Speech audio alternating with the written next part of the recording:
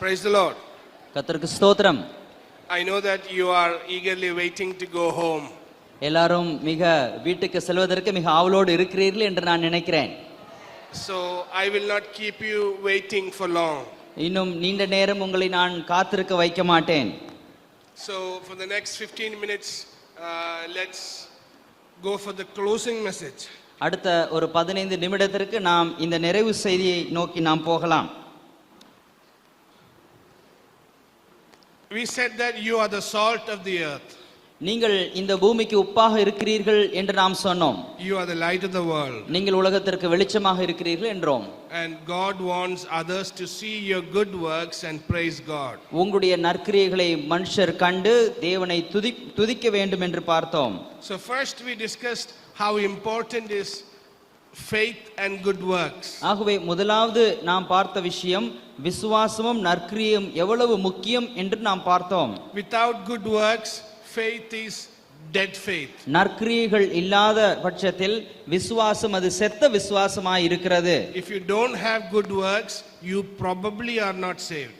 உங்களுக்கு நற்கிரியைகள் இல்லை என்றால் ஒருவேளை இன்னும் நீங்கள் ரட்சிக்கப்படவில்லை என்று அர்த்தம். Because it says you are saved for good works. காரணம் விதமாக சொல்லப்பட்டிருக்கிறது நீங்கள் நற்கிரியைகள் செய்கிறதற்கு என நீங்கள் ரட்சிக்கப்பட்டீர்கள் என்று. In the same message we discussed one more thing.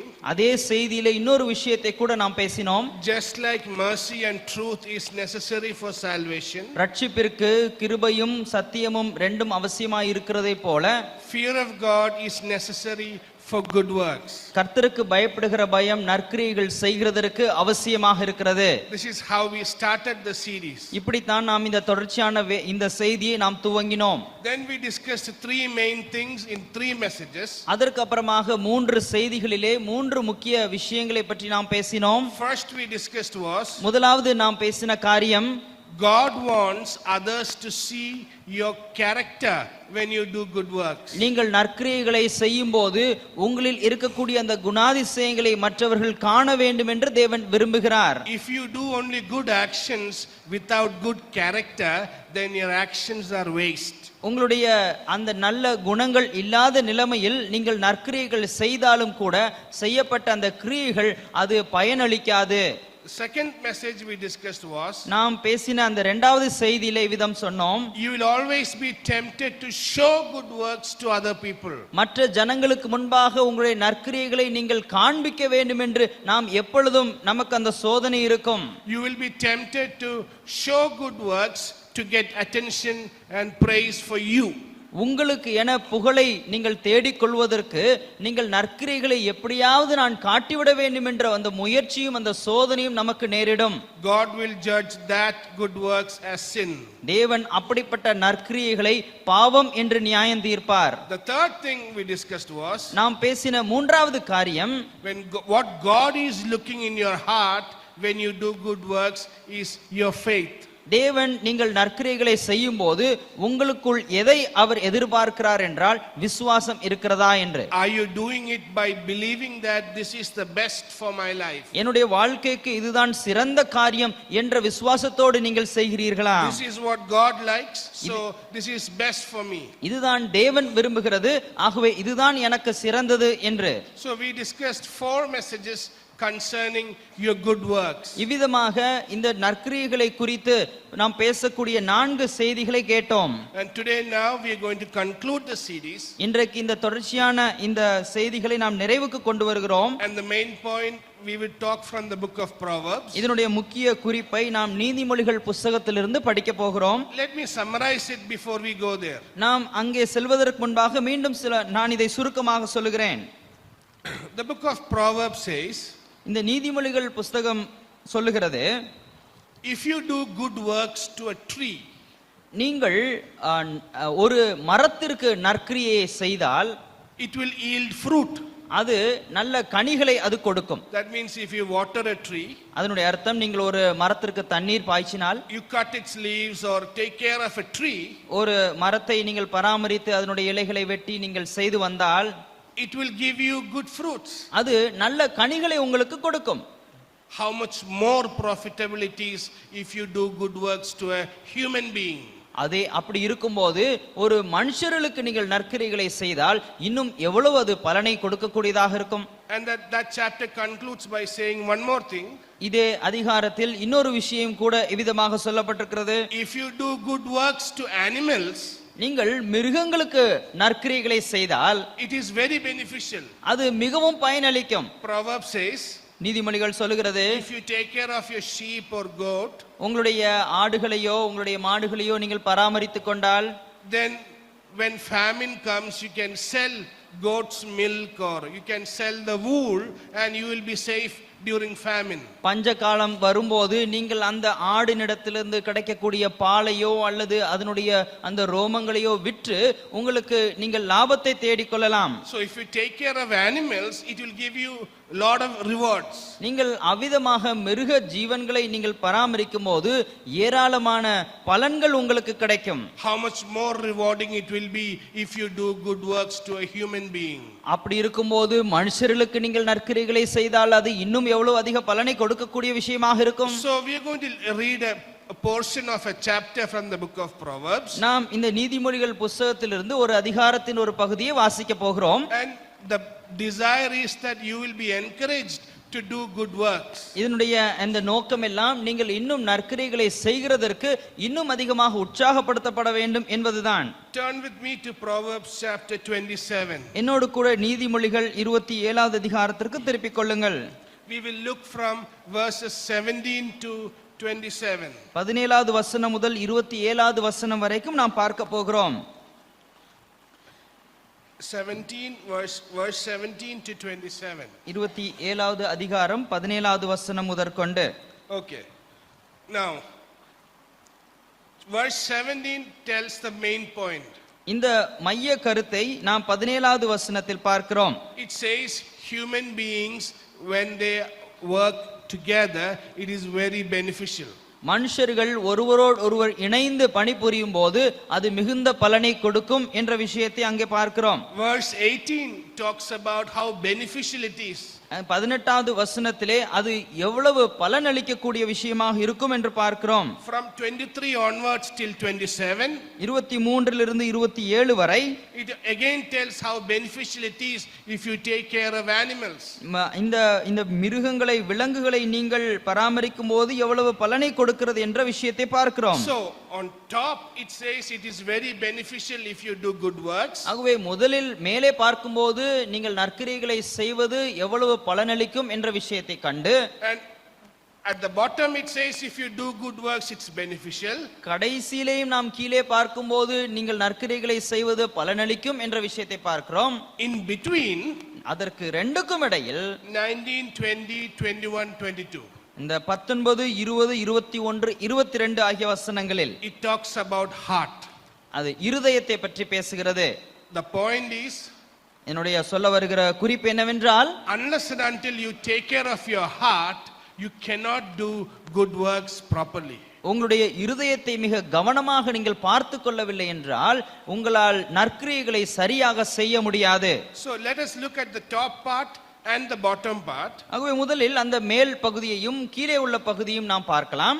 After that we will come to the middle part. அதற்கு அப்புறமாக நாம் மைய பகுதிக்கு வரலாம். 17 and 18 is the top part. 17, 18 ஆகிய வசனங்கள் மேலே உள்ள பகுதி. Please read 17. நாம் 17வது வசனத்தை வாசிக்கலாம். இரும்பை இரும்பு கருக்கிடும், அப்படியே மனுஷனும் தன் சிநேகிதனுடைய முகத்தை கருக்கிடுகிறான். Iron sharpens iron. ஒரு இரும்பானது மற்றொரு இரும்பை கூர்மையாக்கும். It is beneficial if you rub two iron together. ரெண்டு இரும்பு துண்டுகளை நாம் ஒன்றோடொன்று உராயும் போது அது ரெண்டிற்குமே பலன் ஏற்படுகிறது. How much more beneficial it is if two people, human beings, do good works to each other. அப்படி இருக்கும்போது ரெண்டு மனுஷர்கள் ஒருவருக்கு ஒருவர் இடையே இணைந்து பணிபுரியும் போது எவ்வளவு நன்மை பயக்கக்கூடியதாக இருக்கும். So it talks about how beneficial it is.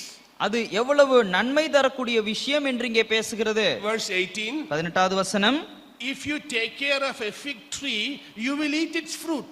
அத்திமரத்தை காக்கிறவன் அதன் கனியை புசிப்பான். If you protect and take care of a tree, it will give you benefit. ஒரு மரத்தை நீங்கள் பாதுகாத்து பராமரித்தால் அது உங்களுக்கு பலனளிக்கிறது. He who waits on the master will be honored. Than எஜமானை காக்கிறவன் கனமடைவான். The point is, சொல்ல வருகிற குறிப்பு என்னவென்றால், if you do good works, it is very beneficial. நீங்கள் நற்கிரியைகளை செய்தால் அது மிகவும் பலனளிக்கிற விஷயம். If two metal pieces rubbing together is useful, ரெண்டு உலோக தகடுகள் ஒன்றோடொன்று இணையும் போது அல்லது அது இணைந்து பணிபுரியும் போது அது பயனளிப்பதை போல, how much useful it is if two human beings interact each other in good works. இந்த நற்கிரியைகளை செய்யும் போது ரெண்டு மனுஷர்கள் ஒருவரோடொருவர் சேர்ந்து செய்யும் போது அது எவ்வளவு பலனளிக்க கூடியதாக இருக்கும். If taking care of a fig tree is useful, ஒரு அத்தி மரத்தை பேணி பாதுகாப்பது பயனளித்தால், how much more useful it will be if you take care of a human being. நீங்கள் மனுஷர்களை பேணி பராமரிக்கும் போது இன்னும் அதிக எவ்வளவு பலனை கொடுக்க கூடியதாக இருக்கும்.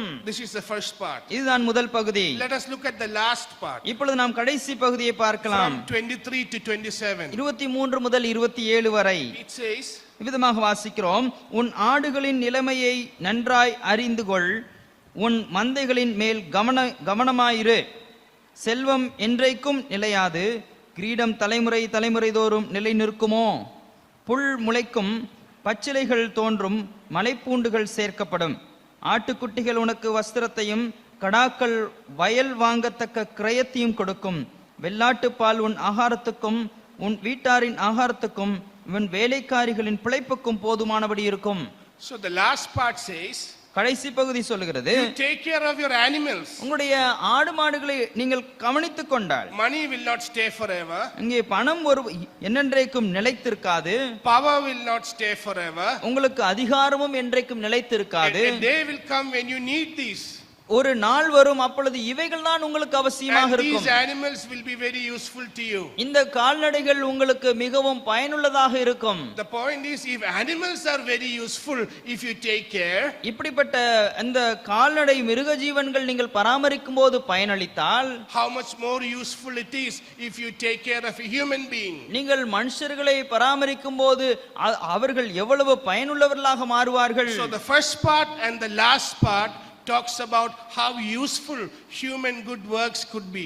ஆகவே இந்த முதல் பகுதியும் கடைசி பகுதியும் மனுஷர்களுக்கு செய்யப்படும் நற்கிரியைகளால் எவ்வளவு பலன் உண்டு என்று நாம் பார்க்கிறோம். Meaning, அதனுடைய அர்த்தம், if tree and animals are very useful if you do good works, நீங்கள் how much more it will be if you do it to human being. நீங்கள் நற்கிரியைகளை மரத்துக்கும் கால்நடைகளுக்கும் செய்யும் போது அது எவ்வளவு பயனை அளிக்கக்கூடியதாக இருக்கிறது, அதே போல நீங்கள் மனுஷர்களுக்கு செய்யும் போது அது இன்னும் அதிக எவ்வளவு பலன் அளிக்கக்கூடிய விஷயமாக இருக்கும். And now we go to the middle part. இப்பொழுது நாம் மைய பகுதிக்கு போகலாம். What is so important to make these good works very useful? இந்த நாம் செய்யும் நற்கிரியைகளை இன்னும் பயனுள்ளதாக மாற்றும்படிக்கு எது முக்கியமான விஷயமாக இருக்கிறது என்று பார்ப்போம். It is a heart. அது இருதயம். 19, 20, 21, 22, 4 verses that talks about how your heart should be. இந்த 19, 20, 21, 22 ஆகிய வசனங்களில் நாம் பார்க்கிறோம் உங்களுடைய இருதயம் எப்படிப்பட்டதாக இருக்க வேண்டும் என்று. See, when you take care of a fig tree, your heart doesn't matter. நீங்கள் ஒரு அத்தி மரத்தை பராமரிக்கும் போது உங்களுடைய இருதயம் எப்படி இருந்தாலும் பரவாயில்லை. When you take care of a goat, your heart doesn't matter. நீங்கள் ஆடுகளை பராமரிக்கும் போது உங்களுடைய இருதயம் ஒரு பொருட்டு அல்ல. But when you take care of a human being, your heart matters. ஆனால் நீங்கள் மனுஷர்களை நீங்கள் பராமரிக்கும் போது உங்களுடைய இருதயம் மிக முக்கியம். 4 things they talk about the heart. Let us look at one by one. இந்த இருதயத்தை குறித்து 4 விஷயங்களை இங்கே நாம் பார்க்கிறோம். அவைகளை ஒவ்வொன்றாக பார்க்க போகிறோம். Verse 1, first thing is in verse 19. முதல் விஷயம் 19ஆம் வசனத்தில் உண்டு. As in water face reflects face, so man's heart reflects a man. தண்ணீரில் முகத்துக்கு முகம் ஒத்திருக்குமா போல மனுஷரில் இருதயத்திற்கு இருதயம் ஒத்திருக்கும். See, nobody can see anybody's heart. பாருங்கள், ஒருவராலும் மற்றவருடைய இருதயத்தை பார்க்க முடியாது. People cheat. ஜனங்கள் ஏமாற்றுவார்கள். But ஆனால் one day the heart will come out. ஒரு நாள் அந்த இருதயம் வெளிப்படும். So A heart is the one that reveals who you really are. நீங்கள் உண்மையில் யாராக இருக்கிறீர்கள் என்பதை அந்த இருதயம் தான் வெளிப்படுத்தும். So your heart is important if you're doing good works. ஆகவே நீங்கள் நற்கிரியைகளை செய்யும்போது உங்களுடைய இருதயம் மிகவும் முக்கியம். Because your heart will reflect who you really are. நீங்கள் உண்மையில் யாராக இருக்கிறீர்கள் என்பதை உங்களுடைய இருதயம் தான் வெளிப்படுத்தும். The second thing about heart is இந்த இருதயத்தை குறித்த இரண்டாவது விஷயம் verse 20. 20வது வசனம். It says, hell and destruction are never full, so the eyes of man are never satisfied. பாதாளமும் அழிவும் திருப்தியாகிறதில்லை, அதுபோல மனுஷனுடைய கண்களும் திருப்தியாகிறதில்லை. Eyes doesn't have feelings. Eyes is an organ. இந்த கண் என்று சொல்லும்போது அது ஒரு சாதாரண உடல் உறுப்பு, அதற்கென எந்த ஒரு உணர்வும் இல்லை. Eye cannot be satisfied, meaning it talks about the heart. இந்த கண் என்று இங்கே சொல்லப்பட்டிருந்தாலும் அதை திருப்திப்படுத்த முடியாது, ஆனால் இருதயத்தை பற்றி தான் நாம் இங்கே பார்க்கிறோம். What that means is, இதனுடைய அர்த்தம் என்னவென்றால், hell and destruction are never full, so are the heart of a man. பாதாளமும் அழிவும் ஒருபோதும் நிறைவடைகிறதில்லை, அதே போல மனுஷனுடைய இருதயமும் ஒரு நிறைவடையாது. The second thing about the heart is, இந்த இருதயத்தை குறித்த இரண்டாவது இந்த விஷயம், you would need a heart that is satisfied. திருப்தியுள்ள ஒரு இருதயம் உங்களுக்கு அவசியம். It is very, very hard to find a content heart. ஒரு திருப்தியுள்ள ஒரு இருதயத்தை பார்ப்பது என்பது மிகவும் அரிதாகிவிட்டது. If you do good works without a satisfied heart, நீங்கள் திருப்தியுள்ள இருதயத்தோடு நற்கிரியைகளை செய்யவில்லை என்றால், that means you are not satisfied with the God who is with you. அதனுடைய அர்த்தம் நீங்கள் உங்களோடு இருக்கும் தேவனை குறித்த எந்த திருப்தியும் அடையாதவர்களாக இருக்கிறீர்கள். The third thing about the heart, நாம் பார்க்கக்கூடிய இந்த இருதயத்தை குறித்த மூன்றாவது காரியம் 21. 21வது வசனம். The refining pot is for silver, furnace for gold. A man is valued by what others say of him. வெள்ளிக்கு குகையும் பொன்னுக்கு புடமும் சோதனை, மனுஷனுக்கு அவனுக்கு உண்டாகும் புகழ்ச்சியே சோதனை. So you must be very careful about your heart. உங்களுடைய இருதயத்தை குறித்து நீங்கள் மிகவும் கவனமுடையவர்களாக இருக்க வேண்டும். Especially when people praise you. குறிப்பாக ஜனங்கள் உங்களை புகழும்போது, people praise you about your strong character. உங்களுடைய பலமுள்ள அந்த குணங்களை பார்க்கும்போது ஜனங்கள் பாராட்டுவார்கள். But your heart must be very careful when people praise you. ஆனால் ஜனங்கள் அப்படி உங்களை புகழும்போது உங்களுடைய இருதயம் மிக கவனமாக இருக்க வேண்டும். Because if you are not careful, it will affect your good work. காரணம், நீங்கள் கவனம் இல்லாமல் இருந்தால் உங்களுடைய நற்கிரியைகளை அது பாதிக்கும். And if people cannot enjoy you, then your heart has no value in terms of good works. நீங்கள் ஜனங்கள் உங்களுடைய குணத்தை கண்டு அனுபவிக்கவில்லை என்றால் உங்களுடைய இருதயம் அது நன்மதிப்புள்ளதாக இருக்கவில்லை என்ற அர்த்தம். So the first thing was, your heart is what matters. Heart reflects who you really are. ஆகவே முதலாவது இந்த இருதயம் தான் மிக முக்கியம். காரணம், அது நீங்கள் யாராக இருக்கிறீர்கள் என்பதை காட்டுகிறது. Secondly, you must have a satisfied heart if you want to do good works. இரண்டாவது, நீங்கள் நற்கிரியைகளை செய்ய விரும்பினால் உங்களுக்கு திருப்தியுள்ள ஒரு இருதயம் வேண்டும். Third, மூன்றாவது, you have to be very careful that your heart will not go proud when others praise you. மற்றவர்கள் உங்களை புகழும்போது உங்களுடைய இருதயம் ஒருபோதும் பெருமை அடையாதபடிக்கு நீங்கள் பார்த்துக் கொள்ள வேண்டும். The fourth one is a warning. நான்காவது எச்சரிப்பு. That is in verse 22. அது 22ஆம் வசனத்தில் உண்டு. மூடனை உரலில் போட்டு உலக்கையினால் நொய்யாய் குத்தினாலும் அவனுடைய மூடத்தனம் அவனை விட்டு நீங்காது. Your heart has a problem. What is the problem? உங்களுடைய இருதயம் தான் பிரச்சனை. அந்த இருதயத்திற்கு என்ன பிரச்சனை? If you don't take care of your heart properly, உங்களுடைய இருதயத்தை சரியாக நீங்கள் பார்த்துக் கொள்ளவில்லை என்றால், suddenly it will become very hard. திடீரென்று அது கடினமாகிவிடும். You will become bitter, you will become rebellious. Suddenly your heart will become very hard. திடீரென உங்களுடைய இருதயம் அது கசப்பாகிவிடும், அது கடினமாகிவிடும். It will be very difficult to make it soft. அதை மென்மையாக மாற்றுவது என்பது அதற்கு அப்புறம் மிக கடினமான வேலையாகிவிடும். That is why it says, ஆகவேதான் சொல்கிறது, if you put grain in a mortar, ஒரு சிறிய தானியத்தை ஒரு உரலிலே நீங்கள் போட்டு, and you put an unspiritual heart into it, நீங்கள் ஒரு ஆவிக்குரியது அல்லாத ஒரு இருதயத்தையும் கூட போட்டு, and if you beat it, அதை ரெண்டையும் குத்தினால், unspirituality will not leave. அங்கே அந்த ஆவிக்குரிய தன்மையற்ற அந்த விஷயம் ஒருபோதும் நீங்கி போகாது. What that means is, இது சொல்ல வருகிற இதன் அர்த்தம் என்னவென்றால், even to that extreme case, he will become so stubborn. அப்படிப்பட்ட ஒரு நிலைமை வந்தாலும் கூட இன்னும் அந்த இருதயம் கடினமாகத்தான் இருக்கும். So that is why your heart is very important. ஆகவேதான் உங்களுடைய இருதயம் மிகவும் முக்கியம். 4 things about heart. 4 விஷயங்கள் இருதயத்தை பற்றி. Your heart reflects who you really are. நீங்கள் உண்மையில் யாராக இருக்கிறீர்கள் என்பதை உங்களுடைய இருதயம் வெளிப்படுத்துகிறது. Your heart needs to be satisfied in God if you want to do good works. நீங்கள் நற்கிரியைகளை செய்ய விரும்பினால் உங்களுடைய இருதயம் தேவனுக்குள் திருப்தி அடைந்ததாக இருக்க வேண்டும். And you must be very careful that your heart doesn't become proud when others praise you. மற்றவர்கள் உங்களை புகழும்போது உங்களுடைய இருதயம் அது பெருமை அடையாதபடிக்கு நீங்கள் பார்த்துக் கொள்ள வேண்டும். And finally, கடைசியாக you must take care of your heart well, otherwise it will become so hard and stubborn. உங்களுடைய இருதயத்தை நீங்கள் நன்கு பார்த்துக் கொள்ள வேண்டும். அப்படி இல்லாதிருந்தால் உங்களுடைய இருதயம் அது கடினப்பட்டு போகும். So if you have a very good heart, ஆகவே உங்களுக்கு ஒரு நல்ல இருதயம் இருந்தால் then do good works to people. நீங்கள் ஜனங்களுக்கு நற்காரியங்களை செய்யுங்கள். It is very rewarding. அது மிகவும் பலனளிக்கும். You do good works to a tree, it is rewarding. ஒரு மரத்திற்கு நீங்கள் நற்கிரியைகளை செய்தால் அது பலனளிக்கிறது. You do good works to a goat, it is rewarding. நீங்கள் ஆடுகளுக்கு நற்கிரியைகளை செய்தால் அதுவும் பலனளிக்கிறது.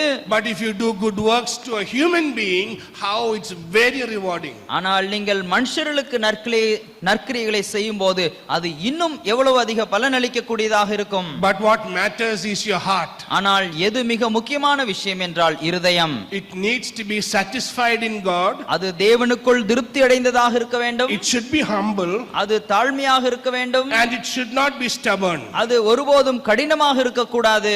Take care of your heart. உங்களுடைய இருதயத்தை பார்த்துக் கொள்ளுங்கள். Otherwise it will become so hard, all your good works will be full of waste. அது அப்படி இல்லாதிருந்தால் உங்களுடைய இருதயம் கடினமாகிவிடும். நீங்கள் செய்யும் எல்லா நற்கிரியைகளும் அது பயனற்றதாகிவிடும்.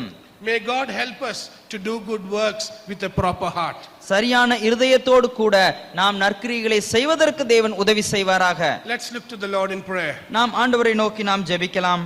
Father in heaven, thank you for this afternoon. பரலோக பிதாவே, இந்த மதிய வேளைக்காக நாங்கள் நன்றி செலுத்துகிறோம். We thank you for your grace and strength. உம்முடைய கிருபைக்காகவும் பலனுக்காகவும் நன்றி செலுத்துகிறோம். Thank you for bringing all of us together. எங்கள் எல்லாரையும் நீர் கூட்டி சேர்த்ததற்காக உமக்கு ஸ்தோத்திரம். Dear Lord, we give you our hearts and our minds. பிதாவே, எங்களுடைய இருதயங்களையும் மனதையும் உமக்கு நாங்கள் ஒப்படைக்கிறோம். We pray that Lord, we would find grace and favor in your sight. உம்முடைய பார்வையில் எங்களுக்கு கிருபையும் தயவும் கிடைக்கும்படிக்கு நாங்கள் நாடுகிறோம். Committing our life once again into your hands. மீண்டுமாக எங்களுடைய வாழ்க்கையை உம்முடைய கரங்களில் ஒப்படைக்கிறோம். In Jesus Christ's precious name we pray. இயேசு கிறிஸ்துவின் விலையேற பெற்ற நாமத்தில் ஜெபிக்கிறோம் பிதாவே. Amen. ஆமென்.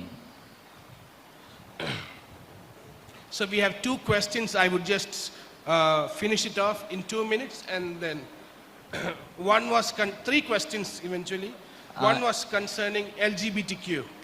நமக்கு நம்மிடத்திலே ஒரு 3 கேள்விகள் வந்திருக்கிறது. அதை நாங்கள் சீக்கிரமாக அதற்கு பதில் சொல்லி நாம் முடிக்க விரும்புகிறோம். ஒன்று LGBTQ என்று சொல்லக்கூடிய அந்த விஷயத்தை பற்றி. Throughout the world, governments are supporting LGBTQ. இந்த LGBTQ என்று சொல்லக்கூடிய இந்த அமைப்பு அல்லது அவர்கள் செய்யக்கூடிய விஷயங்களை எங்கும் உள்ள அரசாங்கம் இப்பொழுது ஆதரித்து கொண்டு வருகிறது. That doesn't make it right. அது ஒருபோதும் அவர்கள் செய்தாலும் கூட அது சரி என்று நாம் சொல்லிவிட முடியாது. Government says don't share the gospel. அங்க அரசாங்கம் சொல்லுகிறது சுவிசேஷத்தை பகிர்ந்து கொள்ள கூடாது என்று. But that is wrong, so we share the gospel. அவர்கள் சொல்வது தவறு, ஆகவே நாம் சுவிசேஷத்தை பகிர்ந்து கொள்கிறோம். Throughout the Bible, there is no evidence to say that LGBTQ is correct. வேதம் எங்கும் நாம் படித்து பார்த்தாலும் எந்த இடத்திலேயும் இந்த LGBTQ என்ற இந்த விஷயமானது ஒருபோதும் சரி அல்ல. The second question was, how can I be the light of the world? Because I have to be a preacher or to do social media. How can I be around the world? What she means is, I am light of the world. Okay. I cannot go everywhere. Okay.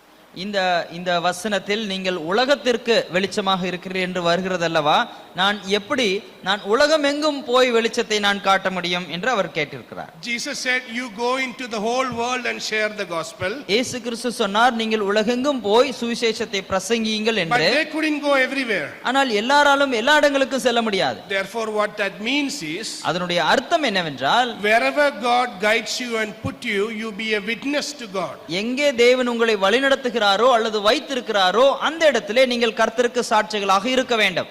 we cannot travel around the world. நமக்கு உலகம் எல்லா இடத்திலேயும் போய் நாம் பிரயாணம் பண்ண முடியாது. So when it says you are the light of the world means wherever God helps you to go, you go and be a witness to God. ஆகவே உலகத்திற்கு வெளிச்சமாய் இருங்கள் என்று சொன்னால் தேவன் உங்களை எங்கே எடுத்து செல்கிறாரோ வைத்திருக்கிற இடங்களிலே நீங்கள் கர்த்தருக்கு சாட்சிகளாக இருக்க வேண்டும். Last question. கடைசி கேள்வி. It says I have atheist friends and I want to bring them to Christ. They believe in other theories. How can I change them and make them understand? எனக்கு அநேக நாத்திக நண்பர்கள் உண்டு. அவர்களுக்கு சுவிசேஷம் அறிவித்து ஆண்டவரிடத்திலே நான் கொண்டு வர வேண்டும் என்று விரும்புகிறேன். ஆனால் அவர்களுக்குள் ஏராளமான கோட்பாடை கொண்டிருக்கிறார்கள். இந்த சூழ்நிலையில் எவ்வாறு நான் அணுகுவது? It's a very difficult question. இது மிக ஒரு கடினமான ஒரு கேள்விதான். But the best thing we can do is to pray for your friends.